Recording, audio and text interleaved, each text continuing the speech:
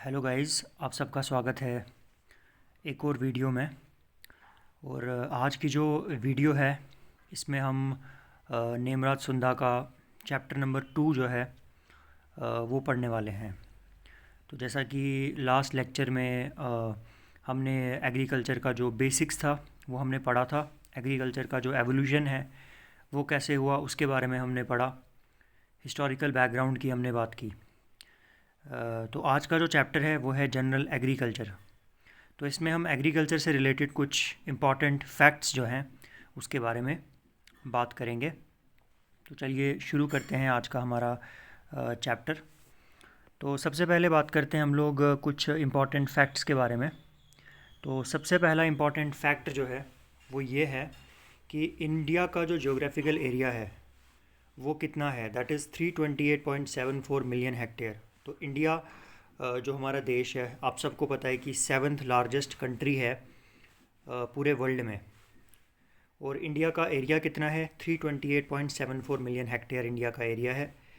एक बहुत important number है, बड़ी बार एग्ज़ाम्स में पूछा जाता है कि ज्योग्राफिकल एरिया जो इंडिया का है वो कितना है। इसके बाद टोटल रिपोर्टिंग एरिया जो लैंड का है वो कितना है, दैट इज़ 306 मिलियन हेक्टेयर। अब रिपोर्टिंग एरिया का मतलब क्या है? रिपोर्टिंग एरिया का मतलब कि ये वो एरिया है लैंड का टोटल एरिया में से जिसको रिपोर्ट किया गया है, जहाँ तक सर्वे की गई है। बाकी जो 22 मिलियन हेक्टेयर एरिया है उसमें सर्वे नहीं हुई है। उसके बाद बात करते हैं total degraded land of India की।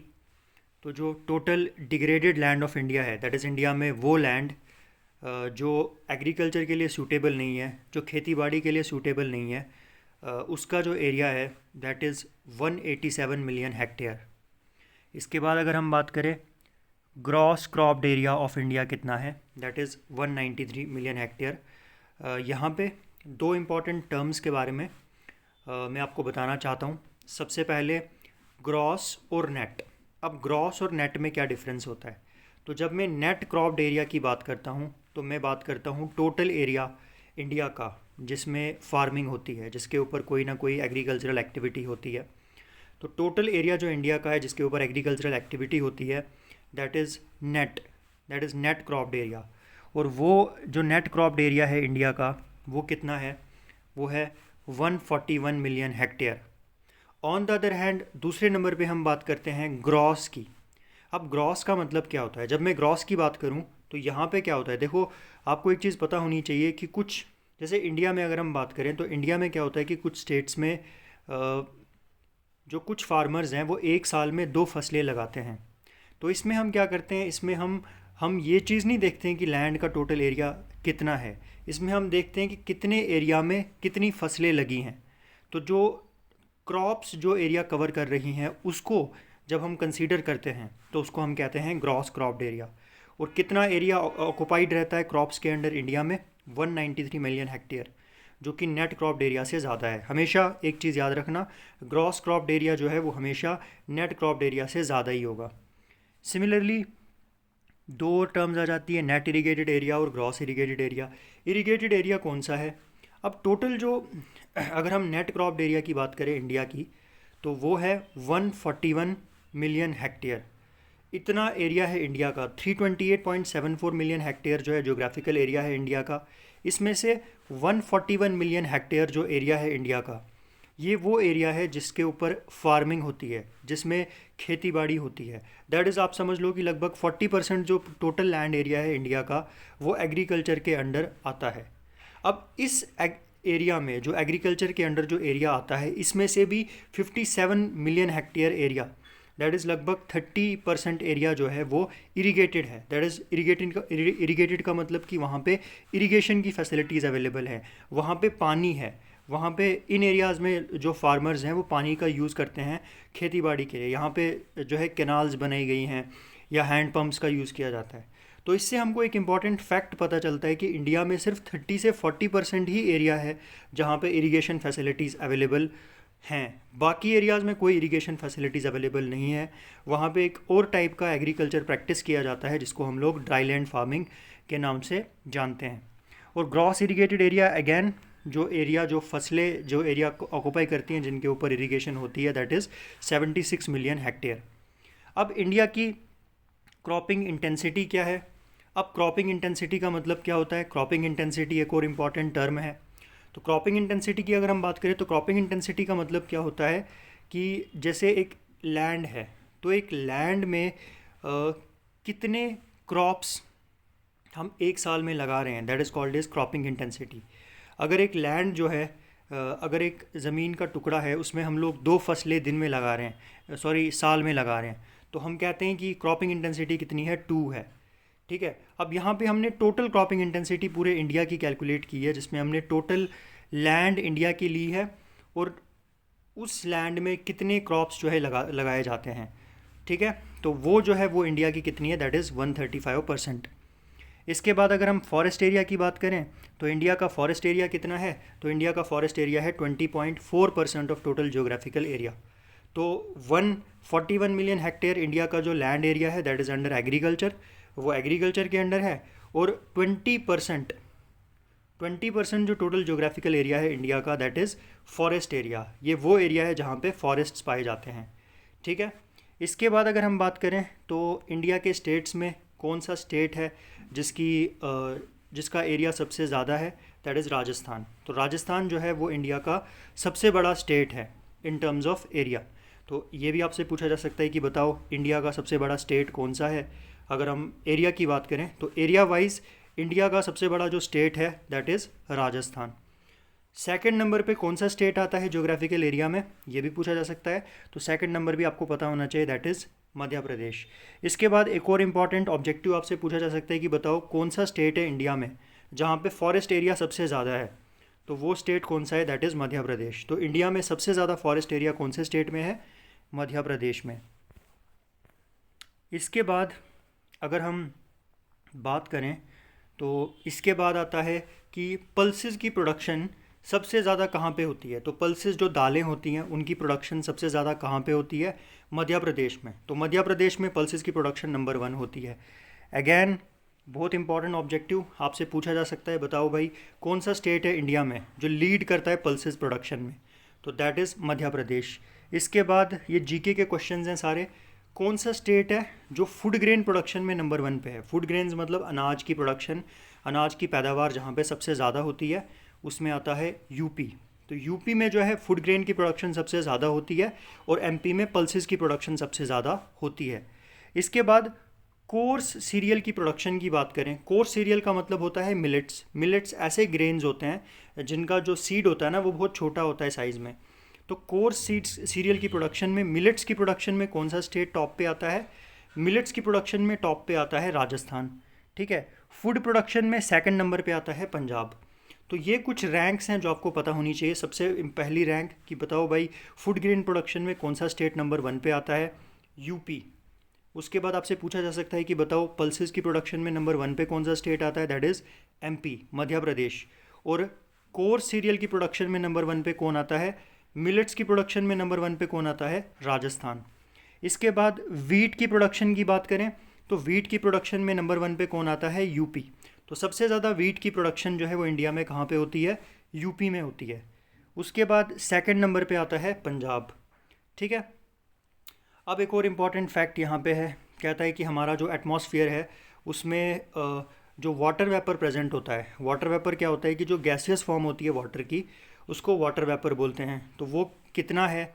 तो पूरे वर्ल्ड में, पूरे दुनिया में, पूरे धरती पे जितना पानी है उसका 0.001% जो है दैट इज़ वाटर वेपर। तो अगर हम एज्यूम करें कि पूरी धरती के ऊपर 1000 लीटर पानी है तो उसमें से 1 लीटर जो पानी है दैट इज़ वाटर वेपर जो एटमॉस्फेयर में पाया जाता है। अब बात करते हैं एनुअल वर्ल्ड प्रेसिपिटेशन कि पूरी दुनिया में एक साल में कितनी रेनफॉल होती है। तो पूरी दुनिया में एक साल में 1000 मिलीमीटर जो है दैट इज़ इतनी रेनफॉल जो है वो होती है। अब अगर 1000 मिलीमीटर को मैं कन्वर्ट करूँ मीटर में तो that will be equal to 1 metre. तो 1 मीटर बारिश जो है एवरेज पूरी दुनिया में पड़ती है। इंडिया की average annual rainfall of India very important 1194 millimetre. तो ये भी आपसे पूछा जा सकता है कि बताओ इंडिया में कितनी रेनफॉल होती है। तो इंडिया में कितनी रेनफॉल होती है? 1194 mm। दैट इज़ वर्ल्ड में जो एवरेज रेनफॉल होती है उससे ज़्यादा जो रेनफॉल है वो इंडिया में होती है 1194 मिलीमीटर। और रेनफॉल जो इंडिया में गिरती है उसका वॉल्यूम कितना है, that is 400 million hectare metre. अब आप इसको कन्वर्ट कर सकते हो मिलियन हेक्टेयर को, अगर हम मीटर से मल्टीप्लाई करें तो कितना वॉल्यूम ये बनेगा। इसके बाद बात करें तो इंडिया में इरिगेशन की बात करें तो हमने देखा कि 57 मिलियन हेक्टेयर एरिया जो इंडिया का है वो इरिगेशन के अंडर है। कौन सा एरिया है इंडिया में जो इरिगेशन के अंडर सबसे ज़्यादा पाया जाता है, तो इरिगेशन के अंडर जो एरिया सबसे ज़्यादा पाया जाता है दैट इज़ गंगा बेसिन। तो गंगा के किनारे जो एरिया है, गंगा के किनारे जो भी एरिया बसा हुआ है, सबसे ज़्यादा इरिगेशन जो है वो वहीं पे फैसिलिटीज़ अवेलेबल हैं। अब जो इंडिया के हमने बात की थी फॉरेस्ट एरिया की, हमने बात की कि इंडिया का जो फॉरेस्ट एरिया है वो कितना है, that is 20.4% of total land area. But होना कितना चाहिए, होना चाहिए 33%, जितना कि इंडिया में नहीं है। इसके बाद ड्रिप इरिगेशन की बात करें, अब यहाँ पे एक इंपॉर्टेंट चीज़ बताना चाहता हूँ कि इरिगेशन का एक मेथड होता है जिसको हम ड्रिप इरिगेशन बोलते हैं। ड्रिप इरिगेशन में हम क्या क्या करते हैं कि हम लोग कुछ ऐसी पाइप्स बनाते हैं जिन पाइप से क्या होता है कि एक ड्रॉप्स के थ्रू जो है इरिगेशन जो है वो क्रॉप्स को मिलती है। पर ड्रॉप पर क्रॉप की बात हम इसमें करते हैं। तो ये जो इरिगेशन सिस्टम है, कौन से स्टेट में सबसे ज़्यादा एरिया इसके अंडर है, दैट इज़ महाराष्ट्र। क्योंकि महाराष्ट्र की बात करें तो महाराष्ट्र एक ऐसा स्टेट है जिसका मेजॉरिटी जो पोर्शन है वो ड्राईलैंड फार्मिंग में आता है, जहाँ पे ज़्यादा रेनफॉल नहीं होती है। तो दैट इज़ वाई ये जो मेथड है इरिगेशन का ये यहाँ पे यूज़ होता है। फर्टिलाइज़र कंजप्शन रेट सबसे ज़्यादा कहाँ पे है, कौन से स्टेट में सबसे ज़्यादा फर्टिलाइज़र कंज्यूम किया जाता है, टोटल स्टेट्स एंड यूटीज़ की को मिला के अगर हम देखें तो दैट इज़ पुंडीचेरी। तो पुंडीचेरी में 1091 kg पर हेक्टेयर इतना जो फर्टिलाइज़र है वो क्या होता है, वो कंज्यूम होता है।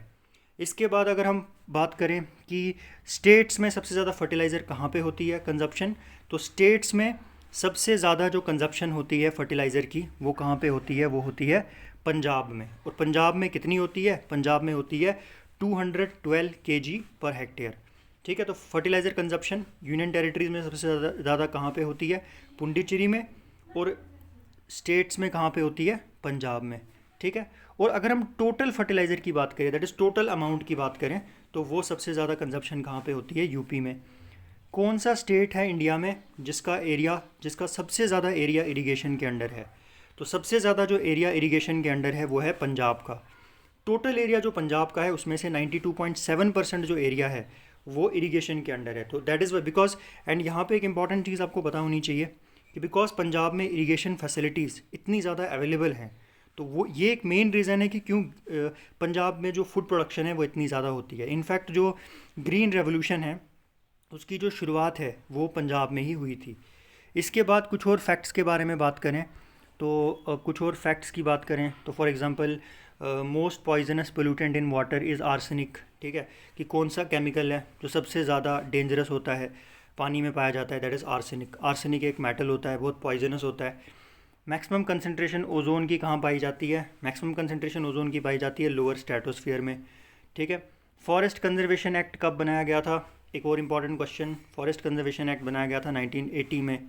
ठीक है, इसके बाद एक टेस्ट है जो कंडक्ट करवाया जाता है, पानी का टेस्ट होता है जिससे हम पता लगाते हैं कि जो पानी है क्या ये खुद को प्यूरीफाई कर सकता है या नहीं कर सकता, दैट इज़ BOD टेस्ट। पानी को डिसइंफेक्ट करने के लिए, पानी में जो लार्वे होते हैं या जो बैक्टीरिया होते हैं उनको ख़त्म करने के लिए क्लोरीन का यूज़ जो है वो किया जाता है। एसिड रेन आपने सुना होगा, पढ़ा होगा इसके बारे में कि एक फिनोमेनन होता है जिसमें क्या होता है कि जो गैसेज हैं, कुछ गैसेज हैं जैसे सल्फ़र डाइऑक्साइड और नाइट्रस ऑक्साइड जो व्हीकल्स के थ्रू इमिट होती हैं, जब वो एटमॉस्फेयर में पहुंचती हैं तो वहाँ पे कुछ एसिड्स बनते हैं जैसे सल्फ्यूरिक एसिड और नाइट्रिक एसिड, और वो एसिड्स जो है वो रेन की फॉर्म में नीचे गिरते हैं। तो ये गैसेज उसके लिए रिस्पॉन्सिबल हैं। कुछ केसेस में क्या होता है कि पेट्रोल की जगह पे प्रोपेन का यूज़ किया जाता है बिकॉज वो इको फ्रेंडली होता है। भोपाल गैस ट्रेजिडी 1984 में हुई थी, कौन से केमिकल की वजह से हुई थी, मिथाइल आइसोसाइनेट, जो कि एक पेस्टिसाइड है, इंसेक्टिसाइड है। तो जो मिथाइल आइसोसाइनेट है इसकी मैन्युफैक्चरिंग कार्बेराइल इंसेक्टिसाइड बनाने के लिए जो है वो की गई थी। एक फेमस बुक है साइलेंट स्प्रिंग, 1962 में लिखी गई थी। इसका ऑथर कौन था, इसका ऑथर था रैशल कार्लसन। दुनिया का सबसे बड़ा ओशियन कौन सा है? Pacific ocean. और नाबार्ड की इस्टेब्लिशमेंट कब हुई थी? 12 जुलाई 1982 को, जो कि हमने पीछे भी पढ़ा था। इसके अलावा कुछ और चीज़ें, फॉर एग्जांपल आरबीआई की इस्टेब्लिशमेंट कब हुई थी? तो आरबीआई की इस्टेब्लिशमेंट 1935 में हुई थी। प्रोटीन्स किसके बने होते हैं? आपको पता है कि प्रोटीन्स पॉलीमर्स होते हैं जो बहुत सारे छोटे छोटे यूनिट से मिलके बनते हैं, और वो छोटे यूनिट्स जो मिला के प्रोटीन्स को बनाते हैं उनको हम बोलते हैं अमाइनो एसिड्स। जैसे एक दीवार बहुत सारी ईंटों की बनी होती है, वैसे ही जो प्रोटीन्स है वो बहुत सारे अमाइनो एसिड से मिलके बनते हैं। ओजोन डिप्लीशन किसकी वजह से होती है? सीएफसी, क्लोरोफ्लोरोकार्बन की वजह से होती है। और क्लोरोफ्लोरोकार्बन के बारे में एक इंपॉर्टेंट चीज़ आपको पता होनी चाहिए कि क्लोरोफ्लोरोकार्बन जो है ये बेसिकली एक गैस है जो रेफ्रिजरेटर्स होते हैं या जो एसीज होते हैं उनसे रिलीज़ होती है। 1 मोल जो सीएफसी का है वो 1 लाख मोल जो ओजोन के हैं उनको डिस्ट्रॉय करता है। तो ये बहुत ज़्यादा नुकसान कॉज कराता है ओजोन को। फायर एक्सटिंग्विशर के जो सिलेंडर्स होते हैं उनमें कौन सी गैस भरी जाती है? Carbon dioxide. एग्रीकल्चर का कंट्रीब्यूशन जीडीपी में कितना था 2010 में? 14.2%। अभी की बात करें तो अभी के टाइम पे जो एग्रीकल्चर का कंट्रीब्यूशन है जीडीपी में, दैट इज़ अराउंड 17 to 18%। ठीक है। प्लो जो है जिससे सॉइल की टर्निंग की जाती है, दैट इज़ मोल्ड बोर्ड प्लो। वो कार्बोहाइड्रेट जो एनिमल सेल्स में पाया जाता है, दैट इज़ ग्लाइकोजन। अब यहाँ पे कार्बोहाइड्रेट के बारे में आपको पता होना चाहिए कि जैसे प्लांट्स में जो कार्बोहाइड्रेट पाया जाता है दैट इज़ स्टार्च, लेकिन एनिमल के सेल्स में जो कार्बोहाइड्रेट पाया जाता है दैट इज़ ग्लाइकोजन। सबसे ज़्यादा पेस्टिसाइड का यूज़ कहाँ पे होता है? सबसे ज़्यादा पेस्टिसाइड का यूज़ होता है आंध्र प्रदेश में। ठीक है। ये थोड़ी पुरानी इन्फॉर्मेशन है। अभी के जो एग्रीकल्चर मिनिस्टर हैं वो हैं शिवराज सिंह चौहान। ठीक है। तो ये पुरानी इन्फॉर्मेशन है। टोटल केवीकेज़ का नंबर भी अभी जो है वो बढ़ गया है। ये नंबर आप updated number I think 700 something है, तो ये भी आप इसको अपडेट कर लेना। ठीक है। और प्रेजेंट डीजी जो आईसीआर के हैं ये भी पुरानी इन्फॉर्मेशन है, बिकॉज अभी इन्होंने ये अपडेट नहीं की है बुक। तो प्रेजेंट डीजी जो आईसीआर के हैं दैट इज़ ML जाट। तो ML जाट जो है प्रेजेंट डीजी हैं आईसीआर के। ठीक है। इसके बाद अगर हम बात करें तो इसके बाद अभी कुछ पेस्टिसाइड्स को बैन किया गया है, दैट इज़ फॉस्फेएमिडोन। ठीक है। और वो पेस्टिसाइड जिसको सून बैन किया जाएगा दैट इज़ एंडोसल्फान। ठीक है। पहला ऑल इंडिया कोऑर्डिनेटेड प्रोजेक्ट किस पे शुरू किया गया था? मेज़ पे 1957 में। इसके बाद first national research centre groundnut के लिए जूनागढ़ी गुजरात में। वो रीजन जहाँ पे लिविंग ऑर्गेनिज्म रहता है, चाहे वो लैंड पे रहे, ओशियन में रहे या एटमॉस्फेयर में रहे, उसको बोलते हैं बायोस्फीयर। ठीक है। वो प्लांट्स जो अपना फूड खुद बनाते हैं फोटोसिंथेसिस के थ्रू, उन प्लांट्स को हम क्या बोलते हैं? फोटोट्रॉप्स या ऑटोट्रॉप्स। जीएटीटी के जो प्रपोजल्स थे उनमें उन्होंने कहा गया था, उनमें उन्होंने कंसेप्ट दिया था सुई जेनेरिस का। ठीक है। सुई जेनेरिस। ठीक है। A system of its own. India को नीम का पेटेंट मार्च 2005 में मिला था GR ग्रेस कंपनी जो अमेरिका की थी सिंस 1999। इसके बाद बात करें तो नॉर्दर्न इंडिया में जो रेनफॉल होती है वो विंटर में होती है बिकॉज ऑफ वेस्टर्न डिप्रेशन नहीं है ये वेस्टर्न डिस्टर्बेंस है। तो वेस्टर्न डिस्टर्बेंस की वजह से रेनफॉल होती है। नेशनल एग्रीकल्चरल इंश्योरेंस स्कीम, राष्ट्रीय कृषि बीमा योजना को स्पॉन्सर करता है जनरल इंश्योरेंस कॉरपोरेशन। अब टोटल एग्रीकल्चरल क्रेडिट की बात करें तो एग्रीकल्चरल क्रेडिट का मतलब कि जो लोन्स फार्मर्स को मिलते हैं उनमें कमर्शियल बैंक्स जो कमर्शियल बैंक्स हैं जैसे HDFC है या SBI है, उनका जो कंट्रीब्यूशन है वो सबसे ज़्यादा है, दैट इज़ 74%। उसके बाद आते हैं कोऑपरेटिव बैंक्स 17% और रूरल बैंक्स 9%। ठीक है। एग्रीकल्चर कब स्टार्ट हुआ? एग्रीकल्चर की शुरुआत जो है वो 7500 BC में हुई। और सबसे पहले कौन से क्रॉप्स की कल्टीवेशन शुरू हुई? वीट एंड बार्ले की। इसके बाद एक और इम्पॉर्टेंट चीज़ आपको बताना चाहता हूँ यहाँ पे, minimum support prices. Minimum support price का मतलब क्या होता है कि ये वो मिनिमम प्राइस होती है जो सरकार जो है वो फार्मर्स को देती है इन केस अगर फार्मर अपनी क्रॉप को नहीं बेच पाया। इनको रिकमेंड कौन करता है? एक बहुत ही इंपॉर्टेंट टॉपिक है, इनको रिकमेंड करता है commission on agricultural cost and price, CACP। और अभी के टाइम पे लगभग 24 क्रॉप्स जो हैं वो MSP के अंडर आते हैं। कभी कभी क्या होता है कि एक लेक में या एक पॉन्ड में बहुत सारे जो न्यूट्रिएंट्स हैं वो जमा हो जाते हैं, उस प्रोसेस को हम बोलते हैं यूट्रोफिकेशन। बहुत सारे जो कैंपसेस हैं वो कौन सी यूनिवर्सिटी में है? जबलपुर एमपी। ठीक है। सेंट्रल एग्रीकल्चरल यूनिवर्सिटी मणिपुर जो है एकमात्र मल्टी स्टेट एग्रीकल्चरल यूनिवर्सिटी है जिसके अंडर 7 कॉलेजेस आते हैं। अब आईसीआर के कुछ इंस्टीट्यूट्स के बारे में बताता हूँ आपको। सबसे पहला इंस्टीट्यूट है IARI, Indian agricultural research institute, Pusa, New Delhi में। अब एग्रीकल्चर से रिलेटेड जितनी भी रिसर्च होती है वो मेजर जो रिसर्च होती है वो इसी इंस्टीट्यूट में होती है। तो जितनी भी मेजर नई नई वैरायटीज़ चाहे वीट की रिलीज़ होती हैं या राइस की रिलीज़ होती है वो यहीं से रिलीज़ होती हैं। IVRI Indian veterinary research institute जो कि कहाँ पे है? यूपी के इज़्ज़त नगर में है। अब वेटनरी से रिलेटेड जो भी रिसर्च होती है, कोई नई ब्रीड काऊ की जो है वो हमने इंट्रोड्यूस करनी है तो वो काम जो है वो आईवीआरआई का है। NDRI national dairy research institute Karnal Haryana, इसका ये स्पेसिफिकली जो है डील करती है with cattle. साइफ central institute of fisheries education Mumbai Maharashtra, again नाम से पता चलता है कि इट डील्स विद फिशरीज। ठीक है। AI Allahabad agricultural institute Allahabad UP. फिर कुछ यूनिवर्सिटीज़ हैं, कुछ रिसर्च इंस्टीट्यूट्स हैं जो इस्टेब्लिश किए गए हैं, जैसे CARL central agricultural research institute port Blair Andaman and Nicobar, CARL central avian research institute Izzatnagar UP. ठीक है। तो बर्ड से रिलेटेड सारी रिसर्च यहाँ होती है। CAZRI central arid zone research institute Jodhpur Rajasthan. इसके बाद CAIE central institute of agricultural engineering Bhopal Madhya Pradesh. CICR central institute for cotton research Nagpur Maharashtra. CIPHET central institute of post harvest engineering and technology Ludhiana Punjab. CRIDA central research institute for dryland agriculture Hyderabad जिसकी formation 1985 में हुई थी। CRUAF central research institute for jute and allied fibre Barrackpore West Bengal. CRRI central rice research institute Cuttack Odisha. CSSRI central soil salinity research institute Karnal Haryana. CSWCRTI central soil and water conservation research and training institute Dehradun Uttarakhand. CTRI central tobacco research institute Rajahmundry Andhra Pradesh. IASRI Indian agricultural statistics research institute Pusa New Delhi. After that you have IGFRI Indian Grassland and Fodder Research Institute Jhansi, IGSI Indian Grain Storage Institute Hapur UP, IIPR Indian Institute of Pulse Research Kanpur, IISS Indian Institute of Soil Science Bhopal Madhya Pradesh, HSR Indian Institute of Sugarcane Research Lucknow UP, ILRI Indian Lac Research Institute Ranchi Jharkhand, IIVR Indian Institute of Vegetable Research Varanasi Uttar Pradesh, NIRJFT National Institute of Research on Jute and Allied Fiber Technology Calcutta, SBI Sugarcane Breeding Institute Coimbatore, VPKAS Vivekananda Parvatiya Krishi Anusandhan Sansthan Almora.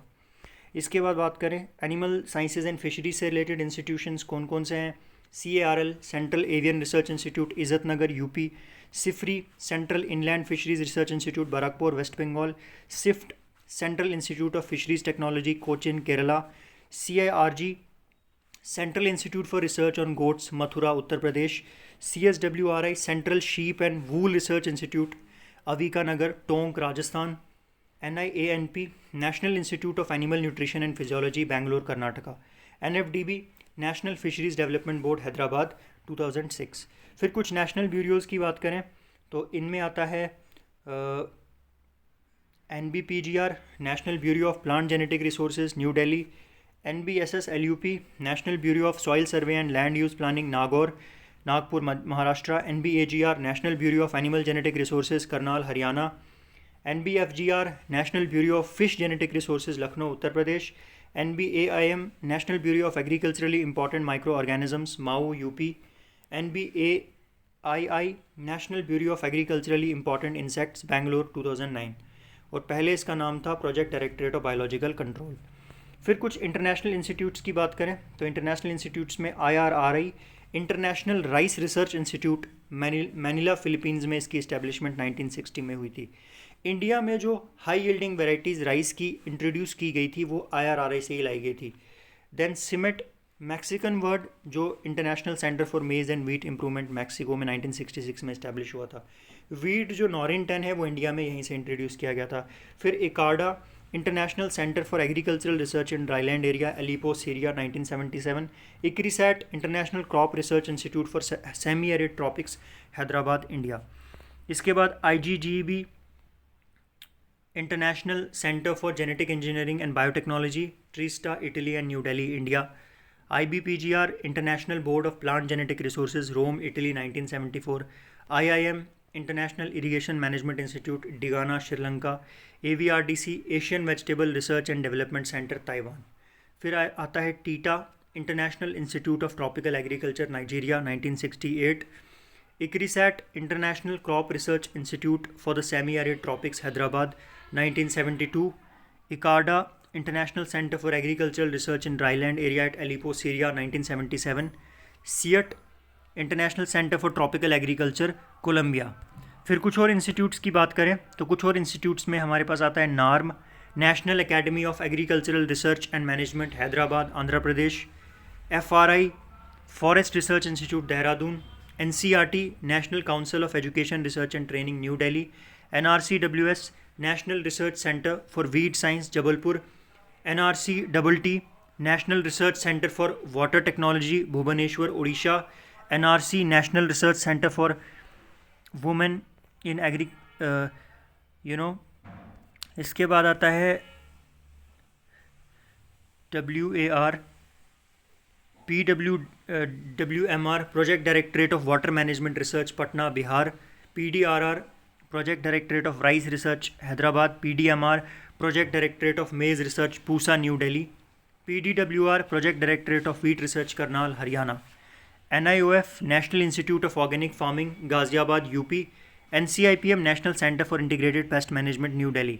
WMO, world meteorological organisation, headquarters in Geneva, Switzerland में. DFR, directorate of floricultural research. इसके बाद DIPA की बात करें तो DIPA stands for directorate of information and publication in agriculture, new Delhi. NBB, national biodiversity board. NASM, national agricultural science museum. ARFIS, agricultural research finance information system. DRMR, directorate of rapeseed and mustard research, सेवार, भरतपुर, 2009. इसको पहले NRC for rapeseed and mustard बोला जाता था. APEDA की बात करें तो एपीडा भी एक इम्पॉर्टेंट ऑर्गेनाइजेशन है जिसकी फुल फॉर्म है agricultural and processed food product export development authority, new Delhi. तो इसका मेन रोल क्या है कि एग्रीकल्चरल जितने भी प्रोडक्ट्स होते हैं, अगर किसी फार्मर को, अगर कोई फार्मर जो है किसी क्रॉप की खेती करता है और अगर वो चाहता है कि वो उस क्रॉप को बाहर एक्सपोर्ट करे तो उसके एक्सपोर्ट में जो है हेल्प करता है एपीडा. ठीक है. फिर आता है नफेद. नफेद की बात करें तो national agricultural cooperative marketing federation, अक्टूबर 1958 को इसकी इस्टेब्लिशमेंट हुई थी. NABARD, national bank for agriculture and rural development, 12 जुलाई 1982 को इसकी इस्टेब्लिशमेंट हुई थी. GATT, general agreements on trades and tariffs. ठीक है. अब इसको रिप्लेस किया WTO ने, वर्ल्ड ट्रेड ऑर्गेनाइजेशन ने, 1995 में. CACP, commission for agriculture costs and prices. NIAM, national institute of agricultural marketing, Jaipur, 1988. LAMPS, large sized Adivasi multipurpose cooperative society. CFQ-CTI, central fertiliser quality control and training institute, Faridabad, UP. NPPTI, national plant protection training institute, Hyderabad. DMI, directorate of marketing and inspection, Faridabad, UP. अब ICR की बात करें तो ICR के बारे में कुछ information. 1926 में क्या हुआ, royal commission on agriculture establish हुआ और मकसद क्या था कि रूरल इकोनॉमी जो इंडिया में है उसकी परफॉर्मेंस को देखना है. 1928 में रॉयल कमीशन ऑन एग्रीकल्चर ने अपनी रिपोर्ट को सबमिट किया. 1929 में imperial council of agricultural research, 16 जुलाई, ठीक है, उसको बनाया गया. मकसद क्या था कि एग्रीकल्चरल रिसर्च को प्रमोट करना है इंडिया में. 1947 में ICR का नाम चेंज करके Indian council of agricultural research रखा गया. 1965 में पहले DG जो ICR के थे वो थे डॉक्टर BP पाल, जिन्होंने all India coordinate research projects की शुरुआत की. 1966 में ICR को एक ऑटोनॉमस बॉडी का दर्जा दिया गया. प्रेसिडेंट जो ICR के हैं यूनियन मिनिस्टर ऑफ एग्रीकल्चर, जो कि शिवराज सिंह चौहान है. DG of ICR, secretary of DRE, department of agriculture research and education, जिसकी इस्टेब्लिशमेंट 1973 में हुई थी. फर्स्ट प्रेसिडेंट ICR के खान बहादुर सर मोहम्मद हबीबुल्ला. इसके बाद ICR के कुछ अवार्ड्स की बात करें तो हरिओम आश्रम ट्रस्ट अवार्ड जो क्रॉप साइंस में रिसर्च के लिए दिया जाता है. Punjab Rao Deshmukh women women agricultural scientist को जवाहरलाल नेहरू अवार्ड जो पीएचडी की फील्ड में बेस्ट वर्क करता है, Jagjivan Ram Kishan award, 2 innovative farmers agriculture और एलाइड साइंसेज में, चौधरी चरण सिंह अवार्ड एक्सीलेंस जर्नलिज्म में एग्रीकल्चर रिसर्च की फील्ड में। कुछ इंपॉर्टेंट पब्लिकेशंस एग्रीकल्चर से related: Kurukshetra, ministry of rural development, current science association and Indian academy of science, science report CSIR। इसके बाद कुछ एग्रीकल्चर से रिलेटेड कुछ इंपॉर्टेंट डेट्स कब हुई। पहले 1875 में इंडियन मेटीरियोलॉजिकल डिपार्टमेंट पुणे महाराष्ट्र में बना। 1881 को डिपार्टमेंट ऑफ एग्रीकल्चर को अलग किया गया। 1901 में फर्स्ट इरिगेशन कमीशन अपॉइंट किया गया। 1905 को IRI imperial agricultural research institute की शुरुआत पूसा बिहार में हुई। 1926 को रॉयल कमीशन ऑन एग्रीकल्चर के चेयरमैन थे लॉर्ड लिनलिथ को ये अपॉइंट किया गया। 1928 को रॉयल कमीशन ने अपनी रिपोर्ट सबमिट की। 1929 को imperial council of agricultural research ICR की शुरुआत हुई 16 जुलाई को न्यू दिल्ली में। 1936 में IRI जो है वो न्यू दिल्ली में शिफ्ट हो गया क्योंकि एक बहुत बड़ा अर्थक्वेक जो है वो पूसा बिहार में 1934 में आया। 1943 में ग्रेट बंगाल फैमिन आया हेलमिंथोस्पोरियम ओराइजे की वजह से। 1947 में grow more food campaign launch किया गया। 1952 में कम्युनिटी डेवलपमेंट प्रोग्राम लॉन्च किया गया। 1953 में नेशनल एक्सटेंशन सर्विस। 1958 में IRI जो है वो एक डीम्ड यूनिवर्सिटी का दर्जा जो है वो उसको मिला।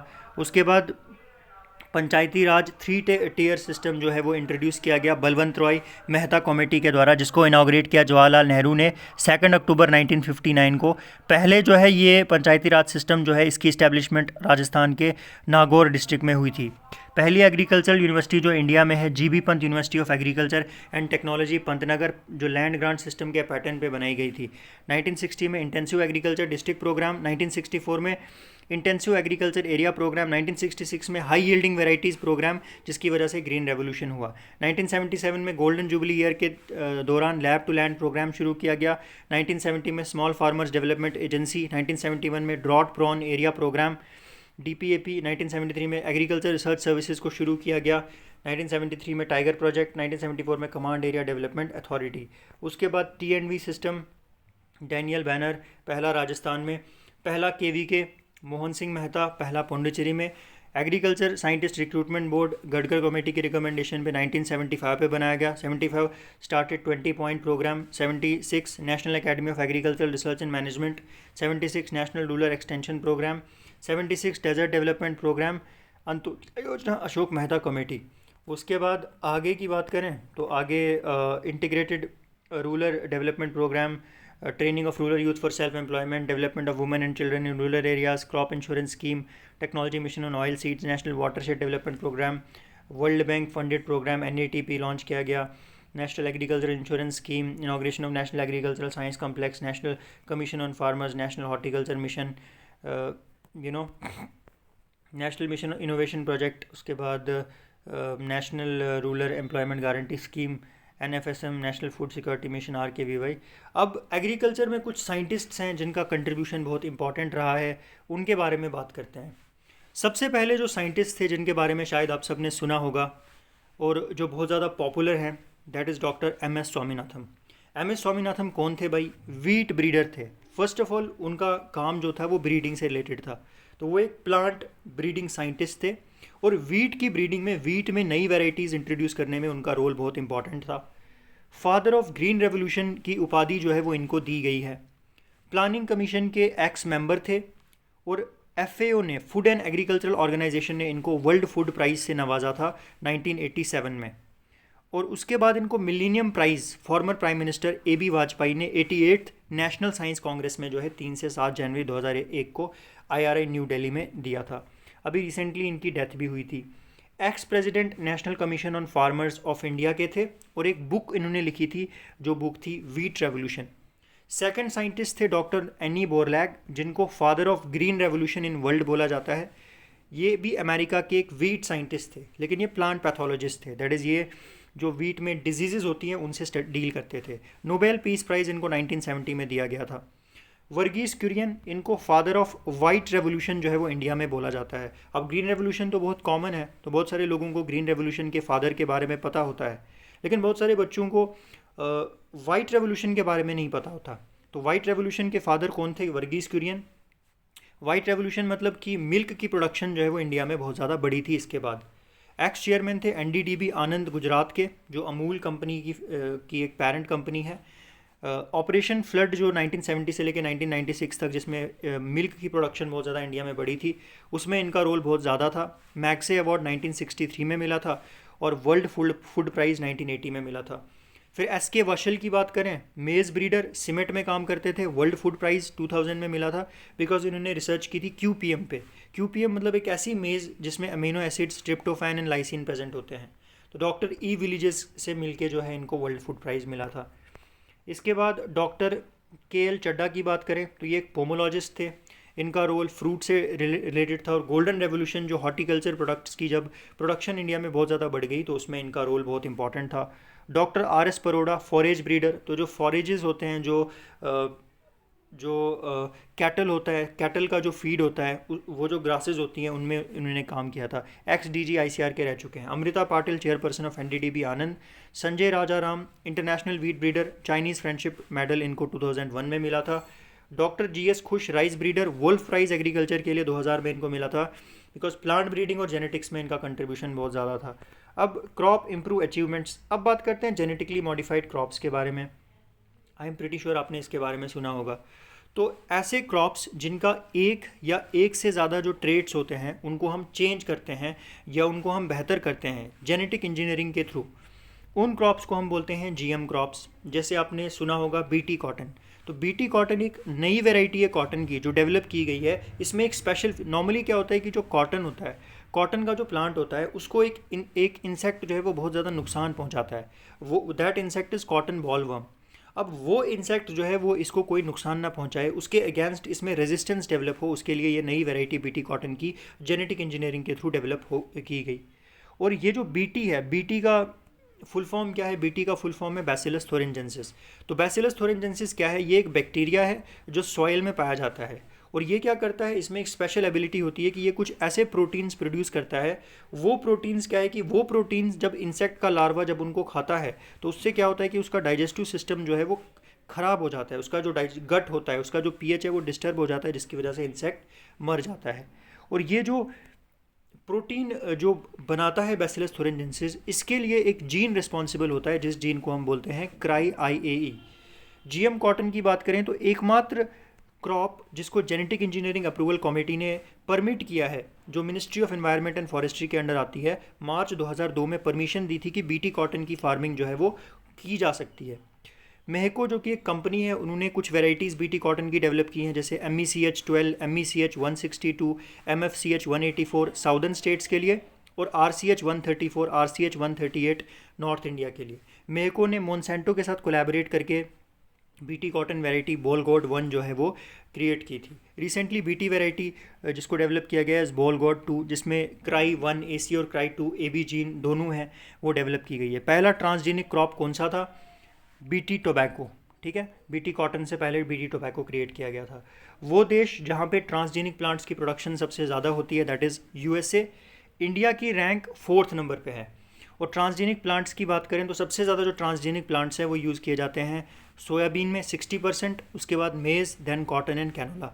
मोस्टली जो जीएम ट्रेड्स होते हैं दैट इज़ जब हम जेनेटिक इंजीनियरिंग के थ्रू ट्रेड को हम मॉडिफाई करते हैं तो मेन रीज़न क्या होता है कि वो हर्बिसाइड रेजिस्टेंट ट्रेड्स होते हैं। दैट इज़ वो ट्रेड्स की मदद से जो एक प्लांट है वो हर्बिसाइड रेजिस्टेंट बन जाता है, उसके ऊपर हर्बिसाइड का कोई इफेक्ट नहीं पड़ता।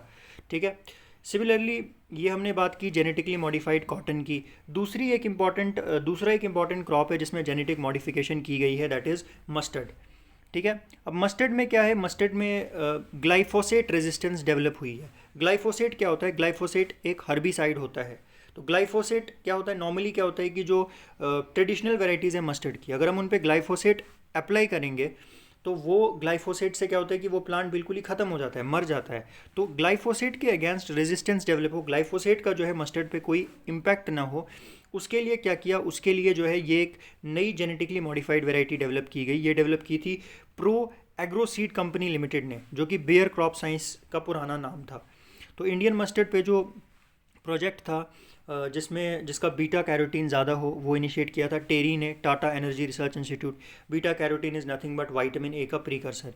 वैराइटीज़ जो ब्रेसिका जंगिया की डेवलप की गई थी, उन्नाथ एंड टेरी उत्तम। इसके बाद बात करें golden rice is another example of genetically modified crops. तो ये जेनेटिकली मॉडिफाइड राइस की एग्जांपल है। इसमें विटामिन ए का कंटेंट ज़्यादा होता है, तो विटामिन ए रिच राइस होता है ये गोल्डन राइस। इसके बाद सुपर राइस की बात करें तो सुपर राइस क्या था भाई, सुपर राइस को डेवलप किया था डॉक्टर गुरदेव सिंह खुश ने IRRA में। और इससे क्या होगा कि इसमें स्पेशल फीचर क्या है कि इसमें अभी की जो वेराइटीज़ है राइस की उनसे 25% ज़्यादा यील्ड है। दैट इज़ अगर आज का राइस 4 टन यील्ड देता है पर हेक्टेयर, तो ये राइस जो है ये 5 टन यील्ड देगा पर हेक्टेयर। हाइब्रिड राइस, अब यहाँ पे एक इंपॉर्टेंट चीज़ मैं आपको बताना चाहता हूँ कि हाइब्रिड का कंसेप्ट, अब यहाँ पे हाइब्रिड भी आप बड़ी बार सुनोगे। देखो ट्रांसजेनिक अलग चीज़ है, हाइब्रिड अलग चीज़ है। बहुत सारे लोग इसको कंफ्यूज करते हैं, उनको लगता है हाइब्रिड और जो ट्रांसजेनिक है वो सेम है, बट ऐसा नहीं है। हाइब्रिड क्या होता है, हाइब्रिड एक ऐसा ऑर्गेनिज्म होता है जो 2 डिफरेंट इंडिविजुअल से मिलके बनता है। जब एक मेल पेरेंट जो है उसमें डिफरेंट कैरेक्टर्स होते हैं और फीमेल पेरेंट में डिफरेंट कैरेक्टर्स होते हैं, तो जब 2 डिफरेंट पेरेंट्स कंबाइन करते हैं तो उनके कम्बिनेशन से जो चीज़ बनती है that is called as hybrid. For example let's say एक राइस का, लेट्स से मेल पेरेंट है राइस का, वो जो है उसमें क्या है, उसमें डिजीज़ रेजिस्टेंस है लेकिन उसमें यील्ड कम है। On the other hand female parent है राइस का जिसमें यील्ड ज़्यादा है लेकिन डिजीज़ रेजिस्टेंस जो है उसमें नहीं है। हम चाहते हैं कि एक ऐसा प्लांट राइस का हम डेवलप करें जिसमें डिजीज़ रेजिस्टेंस भी हो और यील्ड भी हो। तो हम क्या करेंगे, हम इन दोनों प्लांट्स को साथ में लाएंगे और क्या करेंगे, हम पॉलिनेशन जो है वो करवाएंगे। और इससे क्या होगा कि जो नई कम्बिनेशन क्रिएट होगी दैट इज़ हाइब्रिड राइस। और हाइब्रिड राइस सबसे पहले कहाँ पे डेवलप किया गया था, चाइना में। 1974 में इसको डेवलप किया था प्रोफेसर लॉन्ग पिंग युआन ने। एंड बिकॉज सबसे पहले हाइब्रिड राइस को इसने डेवलप किया था इसीलिए इसको फादर ऑफ हाइब्रिड राइस भी बोला जाता है। इंडिया जो है हाइब्रिड राइस की प्रोडक्शन में 2nd नंबर पे आता है चाइना के बाद। MGR जिसका पहला नाम था CORH1 जो पहले तमिलनाडु एग्रीकल्चर यूनिवर्सिटी ने डेवलप किया था कोयम्बतूर ने, और PRH1 एंड PIH2 जो डेवलप किया था GAR ने। सिमिलरली हाइब्रिड जो है वो सिर्फ राइस में ही नहीं बल्कि मस्टर्ड में भी डेवलप किया गया है। तो हाइब्रिड मस्टर्ड की बात करें तो हाइब्रिड मस्टर्ड डेवलप किया है DRMR, directorate of rapeseed and mustard research, Bharatpur Rajasthan ने। कौन कौन सी वेराइटीज़ इन्होंने डेवलप की थी, NRC HB 506 पहला हाइब्रिड मस्टर्ड इंडिया का। तो आपसे पूछा जा सकता है कि बताओ पहला हाइब्रिड मस्टर्ड इंडिया का कौन सा था, तो दैट वाज NRC HB 506। दूसरा है NRC HB 1। Super wheat, again just like super rice there is super wheat, ठीक है। DRW करनाल में इसके ऊपर रिसर्च अभी चल रही है और ऐसा माना जाता है कि जो यील्ड है वो 15 से 20% बढ़ जाएगी। ग्रीन रेवोल्यूशन, अब ग्रीन रेवोल्यूशन की बात करें तो ग्रीन रेवोल्यूशन जो टर्म थी ये कॉइन की थी विलियम एस गॉड ने 1968 में। और इसमें मेन मकसद क्या था कि जो वीट एंड राइस है उसकी प्रोडक्शन को हमने बढ़ाना है। और मेन क्या क्या काम किए गए थे, सबसे पहला काम था कि हाई यील्डिंग वेराइटीज़ को इंट्रोड्यूस किया गया, केमिकल फर्टिलाइजर्स का यूज़ बढ़ाया गया, प्लांट प्रोटेक्शन केमिकल्स का यूज़ भी बढ़ाया गया। एवरग्रीन रेवोल्यूशन ये टर्म कॉइन की थी डॉक्टर MS स्वामीनाथन ने। मकसद क्या था कि ग्रीन रेवोल्यूशन करनी है, प्रोडक्शन बढ़ानी है, लेकिन इन्वायरमेंट का भी ख्याल रखना है। Vertical revolution in agriculture, vertical revolution का मतलब क्या होता है भाई यहाँ पे, अब वर्टिकल रेवोल्यूशन का मतलब क्या होता है कि कम लैंड में ज़्यादा प्रोडक्शन करनी है। अब और भी बहुत सारे रेवोल्यूशंस हैं एग्रीकल्चर से रिलेटेड, जैसे वाइट रेवोल्यूशन मिल्क की प्रोडक्शन को बढ़ावा देना है, ब्लू रेवोल्यूशन फिश की प्रोडक्शन को बढ़ावा देना है, ब्राउन रेवोल्यूशन फूड प्रोसेसिंग को बढ़ावा देना है, ग्रे रेवोल्यूशन फर्टिलाइजर प्रोडक्शन को बढ़ावा देना है, येलो रेवोल्यूशन ऑयल सीड की प्रोडक्शन को बढ़ावा देना है, रेड रेवोल्यूशन टोमेटो या मीट की प्रोडक्शन को बढ़ावा देना है, पिंक रेवोल्यूशन प्रॉन या अनियन की प्रोडक्शन को बढ़ावा देना है, गोल्डन रेवोल्यूशन फ्रूट की प्रोडक्शन को बढ़ावा देना है, राउंड प्रोडक्शन पोटैटो की प्रोडक्शन को बढ़ावा देना है, सिल्वर रेवोल्यूशन एग या पोल्ट्री की प्रोडक्शन को बढ़ावा देना है, ब्लैक रेवोल्यूशन बायोफ्यूल या जेट्रोपा की प्रोडक्शन को बढ़ावा देना है, रेनबो रेवोल्यूशन सारे सेक्टर्स को बढ़ावा देना है, प्रभानी रेवोल्यूशन ओकरा की प्रोडक्शन को बढ़ावा देना है। अब इंडिया का शेयर वर्ल्ड में कितना है, total geographical area 2.4%, population 17.5%, live stock 15%, forest 1.5%। अब इंडिया की रैंक फर्स्ट नंबर पे किस किस में है, फर्स्ट नंबर पे mango production, banana production, total irrigated area, sugarcane production, tea production, livestock production, cashew production, coconut production, total pulses production, milk production और jute and allied fibre. Second position की बात करें तो second position है wheat की production में, oilseeds की production में और वेजिटेबल्स की प्रोडक्शन में। थर्ड पोजीशन किस में है, थर्ड पोजीशन है टोबैको की production, cotton production. Fourth position natural rubber, 8.5% share है वर्ल्ड का, ठीक है। सेकंड लार्जेस्ट कंज्यूमर है नेचुरल रबर का, ठीक है। कॉफ़ी प्रोडक्शन में इंडिया की 6th पोजीशन है। अब एग्रीकल्चरल ट्रेड की बात करें तो एग्रीकल्चरल एक्सपोर्ट कमोडिटीज़ में राइस आता है, नंबर 1 पे केशिव, वीट, टी एंड टोबैको। तो सबसे ज़्यादा कौन सा एग्रीकल्चरल प्रोडक्ट इंडिया एक्सपोर्ट करता है, दैट इज़ राइस। इंपोर्ट की बात करें तो सबसे ज़्यादा इंडिया इंपोर्ट करता है वेजिटेबल ऑयल, ठीक है। अब यहाँ पे बात करते हैं, यहाँ पे कुछ इन्फॉर्मेशन है, बेसिक इन्फॉर्मेशन है about vitamins. For example vitamin A, जिसको रेटिनॉल बोलते हैं, तो इससे क्या होता है, इससे नाइट ब्लाइंडनेस होती है, ग्रोथ अच्छे से नहीं हो पाती, जीरोप्थैल्मिया होती है। जो लीवर होता है एनिमल्स का, वो रिच सोर्स होता है इसका। मिल्क में जो है विटामिन ए होता है, कैरेट जो गाजर होती है उसमें होता है, पपैया में होता है, मैंगो में होता है। Thiamine, Ben digestive system disturbance होता है, बेरी बेरी एक डिजीज़ होती है इसकी वजह से। राइस पॉलिश्ड राइस में होता है। Leafy vegetables, fish, egg and meat. Riboflavin, photophobia, जो लिप्स हैं इंसान के वो सूज जाते हैं, स्किन पे जो है वो क्रैक्स देखने को मिलते हैं। Milk powder, fish and pulses. Niacin या nicotinamide, pellagra, black tongue. Pyridoxine, nerves degenerate हो जाती हैं। Yeast, wheat, germ and legumes. Cobalamin, pernicious anaemia, animal food, liver, meat, fish and egg. Ascorbic acid, scurvy, soft tissues around joints, amla, guava and fruit, ठीक है। फिर D calciferol, rickets, bones deform हो जाती हैं। Pigeon chest children में और osteomalacia adults में। Sunlight, fish and liver oil. E tocopherol, sterility, reproductive failure, outer layer of grains. H biotin, dermatitis. K phylloquinone, delayed clotting, cauliflower, liver and soybean. Folic acid, anaemia, palak, karonda and green leafy vegetables. कुछ common medicinal plants और उनका use कहाँ पे होता है। Belladonna की बात करें तो बेलाडोना का साइंटिफिक नेम है एट्रोपा बेलाडोना। इसके लीव्स का यूज़ किया जाता है, इसमें केमिकल प्रेजेंट होता है atropine. Neurologic pains, that is nervous system में जो पेन होती है, दैट इज़ मेंटल, अगर किसी को पेन हो रहा है तो उसको सॉल्व करने में यूज़ होता है। अश्वगंधा, विदेनिया सोमनीफेरा, इसके रूट्स यूज़ किए जाते हैं, रूट्स में एक केमिकल प्रेजेंट होता है विदेनिन। इज़ अ मेडिसिन यूज़ किया जाता है, ठीक है, ओवरऑल वेलबींग के लिए, इम्यून सिस्टम को स्ट्रॉन्ग करता है। Sarpagandha, Rauvolfia serpentina, root serpentine, विजापाइन। हाइपरटेंशन, अगर किसी को ब्लड प्रेशर ज़्यादा है तो उसमें यूज़ होता है। Safed musli, Chlorophytum species, roots, saponin chemical. Diabetics, जिसको टीडी शिलाजीत भी बोलते हैं। Opium poppy, Papaver somniferum, fruit, इसका यूज़ होता है। And morphine, codeine, narcotine, painkiller, god of sleep, cure leukaemia. Isabgol, Plantago ovata, husk seed, mucilage, laxative, मतलब ये कंस्टिपेशन के अगेंस्ट यूज़ होता है। Guggul, Commiphora wightii, gum and resin. Guggul lipids, obesity को treat करता है, आर्थराइटिस को, कोलेस्ट्रॉल को रिड्यूस करता है। मिनरल्स की डेफिशिएंसी सिम्टम्स क्या हैं भाई। Calcium, rickets and milk fever. Phosphorus, rickets, osteomalacia and pica. Iron, anaemia, zinc, parakeratosis. उसके बाद manganese, perosis, iodine, goitre, cobalt, coast disease. Minerals, molybdenum, molybdenosis, fluorine, fluorosis, selenium, degnala. उसके बाद calcium and magnesium oxalate, kidney stone, lead, mental retardation, fluoride, fluorosis, arsenic, poisoning, iron, constipation और dysentery. अब growth hormones और उनके function, again very important topic, पता होना चाहिए आपको। सबसे पहले बात करते हैं ऑक्सिन की। तो ऑक्सिन का जो नाम है, ऑक्सिन वो रखा था एफ.डब्ल्यू. वेंट ने, ठीक है। ये क्या करता है, ये एपिकल बड डोमिनेंस कॉज कराता है। एपिकल बड डोमिनेंस का मतलब क्या है कि इसके इन्फ्लुएंस में क्या होता है कि प्लांट्स का जो एपिकल स्टेम और स्टेम का जो टिप है और रूट का जो टिप है वो ग्रो करता है, ठीक है। रूट को इलोंगेट होने से ये रोकता है और सेल डिवीजन को प्रमोट करता है टिश्यू कल्चर में। ऑक्सिन में आता है IAA, जो कि प्री मैच्योर फ्रूट ड्रॉप, अगर इन केस आपका जो पेड़ है उसमें से कच्चा फ्रूट नीचे गिरता है तो उसको रोकने के लिए यूज़ किया जाता है। IBA जो है रूट फॉर्मेशन में यूज़ होता है। जो कटिंग्स होती हैं, कटिंग्स में अगर आप चाहते हो कि रूट जल्दी बन जाए तो उसको IBA में जो है इंडोल 3 ब्यूटेरिक एसिड में जो है वो डिप किया जाता है। NAA, naphthalene acetic acid, fruit thinner, fruits की डेंसिटी ज़्यादा है उसको कम करना है, फ्रूट ड्रॉप को प्रिवेंट करना है।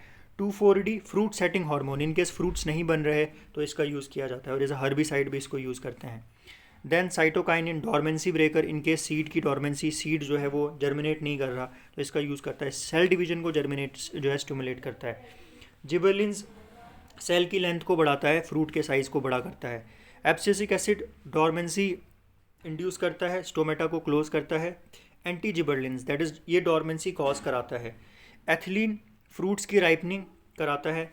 क्लोरोमेकॉट लॉगिंग को प्रिवेंट करता है, इसको साइकोसील भी बोलते हैं। इसके बाद मैलिक हाइड्राजाइड एथीफॉन की बात करें, ग्रोथ को रिटार्ड करता है, अनियन की स्प्राउटिंग को रोकता है स्टोरेज में, और ट्रेड नेम इसका है sprout stop, T name Ethrel banana fruit ripener के तौर पे यूज़ होता है। फिर कुछ वाइटामिन एंड एंजाइम्स की बात करें तो वाइटामिन टर्म इंट्रोड्यूस की थी फंक ने 1912 में। वाइटामिन जो है वो ग्रोथ, न्यूट्रिशन और मेटाबॉलिक प्रोसेस में इंपॉर्टेंट रोल प्ले करते हैं। वाइटामिन दो टाइप के होते हैं, fat soluble, water soluble. Fat में जो सॉल्युबल होते हैं उसमें आता है ए, डी, ई और के, और वाटर में आता है बी और सी। फोलिक एसिड जो है वो आरबीसीज की मैचुरेशन के लिए बहुत ज़रूरी है। सबसे ज़्यादा जो मिनरल्स हैं वो हमारे बोन्स एंड हमारे टीथ में पाए जाते हैं। कैल्शियम जो है वो सारे लिविंग सेल्स का एक इंपॉर्टेंट कंपोनेंट होता है, बॉडी बिल्डिंग में हेल्प करता है। एंजाइम टर्म सबसे पहले जो है वो कॉइन की थी डब्ल्यू कन ने 1898 में। एंजाइम्स वो ऑर्गेनिक सब्सटेंसेज होते हैं जो केमिकल रिएक्शंस की रेट को स्पीड अप करते हैं। फिर एसेंशियल अमाइनो एसिड्स की बात करें तो एसेंशियल अमाइनो एसिड्स में वो अमाइनो एसिड्स जो हमारी बॉडी नहीं बना सकती है 10 हैं नंबर में, जैसे tryptophan, valine, methionine, isoleucine, leucine, lysine, phenyl alanine, arginine, threonine, histidine. Essential fatty acids का नंबर 4 है, ओलिक एसिड, लिनोलिक एसिड और एरिकिडोनिक एसिड। अब कुछ इंपॉर्टेंट ईयर्स जैसे international year of rice, international year of physics, international year of desert and desertification, तो ये आप देख लेना कि इस साल कौन सा इंटरनेशनल ईयर है, लेटेस्ट आपको पता होना चाहिए।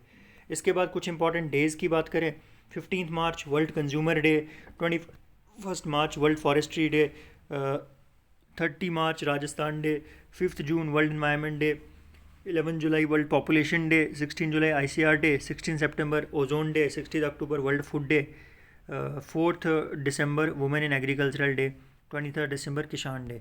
फिर फर्टिलाइज़र ट्रेड की बात करें तो फर्टिलाइज़र ट्रेड के बारे में कुछ इंपॉर्टेंट चीज़ें पता होनी चाहिए कि इंडिया अपनी 85% जो यूरिया की रिक्वायरमेंट है उसको फुलफ़िल करता है लोकली, लेकिन बहुत सारे जो फर्टिलाइज़र्स हैं जैसे फॉस्फेटिक और पोटेशिक फर्टिलाइज़र्स हैं उनको इंडिया इंपोर्ट करता है। फार्मर्स 25 से 40% एक्चुअल कॉस्ट का पे करते हैं, और बाकी जितनी भी कॉस्ट है वो गवर्नमेंट जो है वो पे करती है सब्सिडी की फॉर्म में। ठीक है, तो ये आप इसके बारे में भी आप देख लेना कौन कौन सी स्कीम्स हैं। फिर कुछ स्कीमें जो सरकार ने निकाली हैं उसके बारे में आपको पता होना चाहिए। ठीक है, एंड ये लेटेस्ट स्कीमें, ये कुछ पुरानी स्कीमें यहाँ पे दी गई हैं, तो आपको लेटेस्ट स्कीमें जो है इनके बारे में पता होना चाहिए। अभी अगर हम बात करें तो कुछ और टर्म्स के बारे में बात करते हैं यहाँ पे। तो कुछ टर्म्स की यहाँ पे बात करते हैं, ये टर्म्स थी हमारी। तो इस तरीके से हमारा जो ये चैप्टर है वो फिनिश हो चुका है। एंड इसके बाद हमने बात करनी है अबाउट एग्रीकल्चर से रिलेटेड। अब हम जनरल एग्रीकल्चर पे आएंगे। अभी मैं आपको एक चीज़ बताना चाहता हूँ कि यहाँ पे कुछ टॉपिक्स आए थे, जो कुछ ऐसी स्कीम्स हैं यहाँ पे, जो ये जो बुक है निमरा सुंदा की, इसमें बहुत पुरानी स्कीम्स दी गई हैं, तो इसको इन्होंने अपडेट नहीं किया है बड़े टाइम से। तो मैं क्या करूँगा, मैं जीके की, जनरल नॉलेज की जो है एक अलग से वीडियो बनाऊँगा, और उसमें मैं आपको जितनी भी लेटेस्ट स्कीम्स जितनी भी सरकार ने लॉन्च की है, बिकॉज़ ये बुक बहुत पुरानी है, आप इसको ज़्यादा अपडेट नहीं करते हैं ये लोग, तो इससे रिलेटेड मैं आपको अलग से एक वीडियो बनाऊँगा जहाँ पे जीके से रिलेटेड सारी इन्फॉर्मेशन मैं आपको दूँगा। तो इस तरीके से हमारा ये जो चैप्टर है ये फिनिश हो चुका है। और इसके बाद हम कल जो है, कल से हमारा जो मेन है एग्रीकल्चर वो शुरू हो जाएगा। तो कल से हम लोग मेन एग्रीकल्चर, मेन जो हमारा सब्जेक्ट है उस पर आएंगे। अभी तक तो जनरल नॉलेज ही थी, तो कल से हम मेन एग्रीकल्चर पे आएंगे, और मेन जो साइंस है, साइंटिफिक एस्पेक्ट है एग्रीकल्चर का, उसको हम शुरू करेंगे। So okay, thank you everybody. अगर आपको ये वीडियो अच्छी लगी होगी तो ज़रूर इस वीडियो को लाइक, शेयर और सब्सक्राइब करें, और ऐसे ही आने वाली वीडियोस के लिए जब तक हम ये फिनिश नहीं करते हैं पूरा निमरा सुंदा, आप मेरे से बने रहें। Okay, thank you, God bless you all.